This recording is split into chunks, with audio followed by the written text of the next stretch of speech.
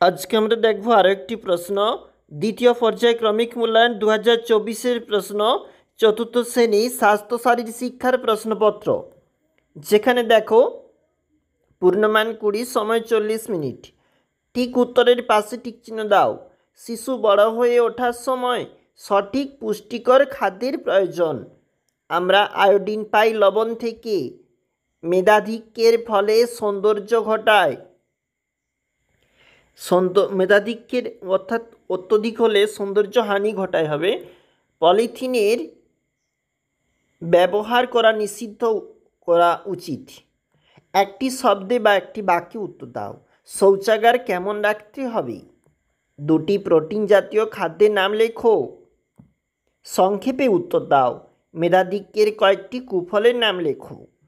শিশু সংসদের খাদ্যমন্ত্রীর কাজের বর্ণনা দাও। অবশ্যই দেখবে 2 নম্বর পেজে চলে যাব।